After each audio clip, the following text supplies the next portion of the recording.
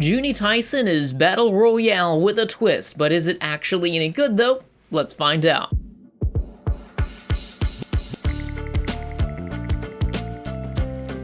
What's up everybody, I'm BobSamurai, repping the Year of the Rat, and if you're looking for some anime news, reviews, lists, or discussions, you're in the right place. Hit that subscribe button because I'm bringing you all 4 new videos every week, so let's begin. Juuni Taisen is a Battle Royale themed anime where 12 contestants with their own deadly powers battle it out to the death. The twist here is that each contestant represents one of the 12 Chinese Zodiacs. It wasn't me. Don't you dare say it was me. You can't just accuse people of murder with no evidence. Sorry. The story of Juuni Taisen begins with a brief introduction to all of the mismatched characters, as well as a brief introduction to the set of rules, where here they swallow an oddly shaped gem of compressed poison that will kill them if they do not kill each other first within a set amount of time. The one last survivor is gonna win 2 things. One, the antidote, I would hope, and secondly, a wish, because, well, why the hell not? You may call me Dudekuppel. Please try not to forget that. Let's just cut the crap and get straight down to business here. If you're like me, then you love your anime to have really detailed characters and a very interesting story.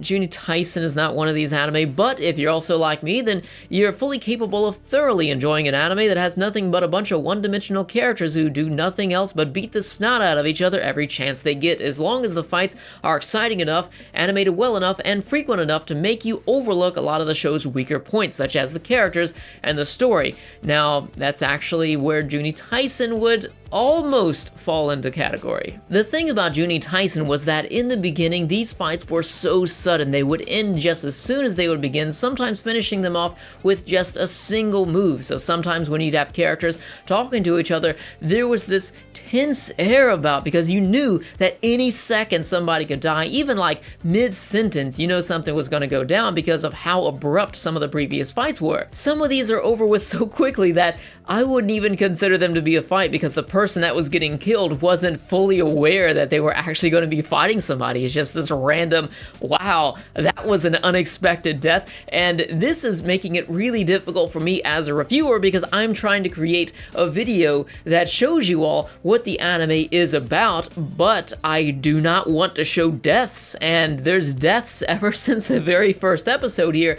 so it's giving me very little wiggle room in terms of what I can actually show you in terms of like the clips. Now, I watched this anime together with a few of my viewers, and it was actually pretty fun speculating about, oh, what is their power gonna be, and if this person has this power and this person has this power, when they come together and fight, this is gonna be the outcome. It was actually fun thinking about that, because their powers are so bizarre, and I'll tell you, the first 3 powers that get revealed, and trust me, they do not have any like major impact on the story. They are the first powers that are revealed, so you learn about them within the first 2 episodes, so I do not consider that to be a spoiler. But one power is necromancy. The second power is the ability to shoot your guns forever without having to reload, and third is the power to control birds. Now, if you're watching this review and you've never seen the anime before, you might think like, wow, this sounds like it's going to be a pretty fun anime, because you've got 12 crazy characters. One of them looks like a stripper version of Kaneki from Tokyo Ghoul,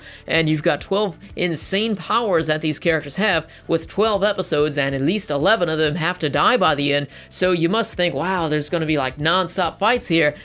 Unfortunately, that's not the case, because the more the story continues, the more they start to focus on the character backstories, the more they focus on the exposition here. So they actually go into telling you about, oh, this is such and such happened in the previous Juuni Taisen tournament, oh, this is what happened in the characters' backgrounds. As every single episode, it's like 80% of every episode has nothing to do with fights. It's all like flashbacks and stuff. And this is the type of anime that if there's anybody out there that actually cared about any of these characters, aside from just a superficial level, like they looked cute or I think this character looked pretty cool, tell me about why in the comment section below, because I talked to a lot of people that watch this anime, and neither me nor anybody else that I talked to cared about a single character when watching this anime, yet that's all they wanted to show us, just shoving their history down our throats. We don't care, and unfortunately it came out to be pretty boring, except for like 5 to 10% of each episode. And I get it, sometimes there are bland characters in a story that as soon as you see their backstory,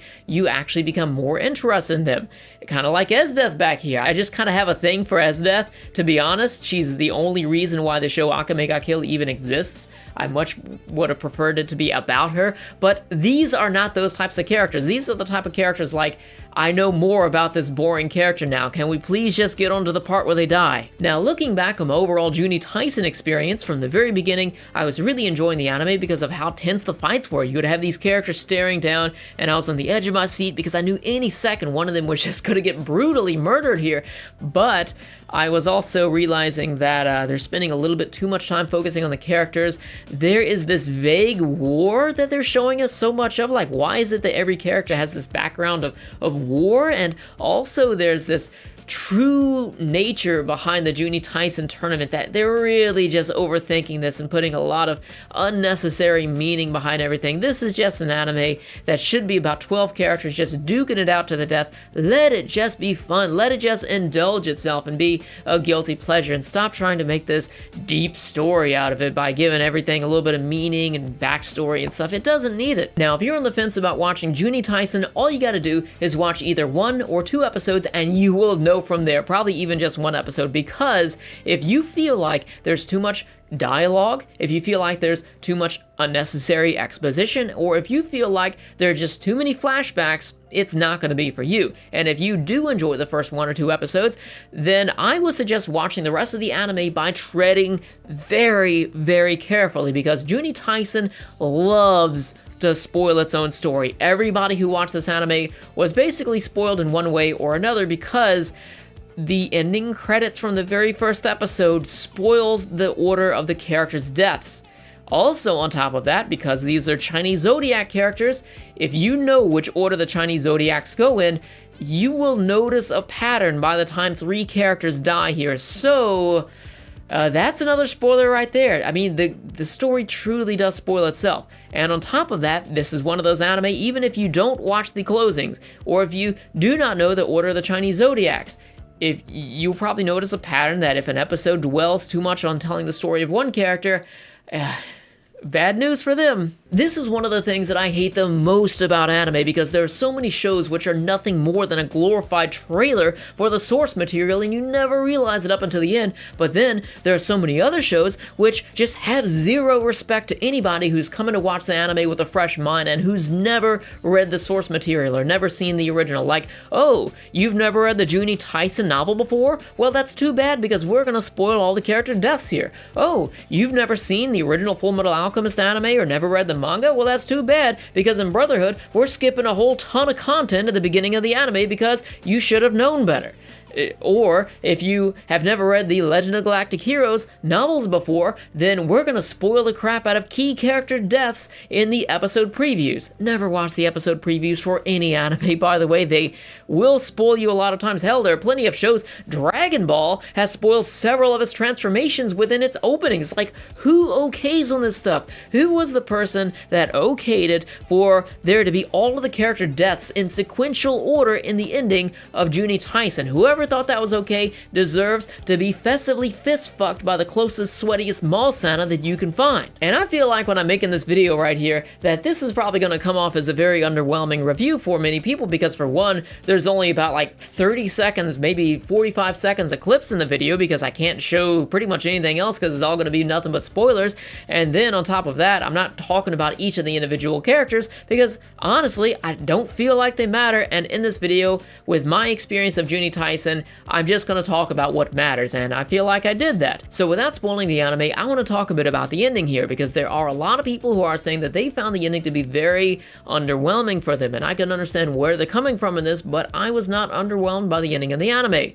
That is mostly because I was already underwhelmed about 5 episodes before that, because it was just going downhill for me, and when I got to the ending, I was just like, oh, well, I guess it has an ending, so in that regard, it's better than a lot of other anime out there. And you know when you're saying, well, at least this anime has an ending, your bar has been lowered pretty damn low there. I watched Juuni Taisen with a Japanese audio, frankly, because I had no other choice. There's currently an English dub in production, but it is not complete yet. It's about halfway through. I did watch one episode in dub, and I felt like the dub was pretty good for the show here. So the only way that I can truly recommend this anime is, one, if you liked what you heard in this review, two, if you like to watch anime and dubbed, because even people who only want to watch sub, I can't imagine that even they would want to sit there and read everything that's going on in the bottom of the screen here for a show that's got a story and characters that are just subpar such as this. 3, do not watch the ending credits of the anime, and 4, if you do not know the order of the Chinese Zodiac. So if that applies to you and you still want to watch the anime, then go ahead. You're probably going to enjoy it to some degree, but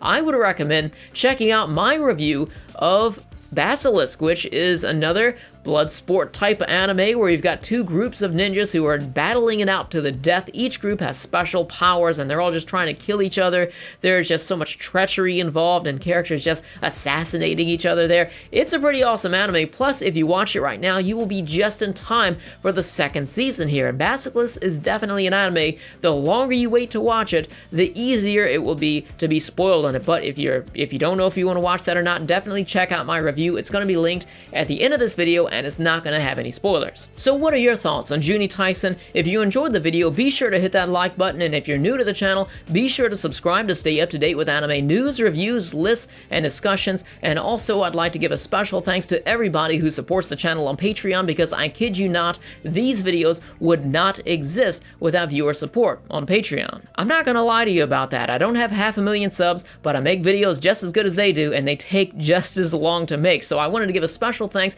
to all of the supporters who go above and beyond in their support of the channel. So I wanted to say a special thanks to Marcus, the Undefeated Magician, Anageddon, Naomi Johnson, Warpbait, Ben Johnson, and also Light Lelouch. Thank you all so much for your support of the channel. I literally could not do this without any of you all who support me on Patreon, and I'll see you all next time. Have an awesome night, everybody.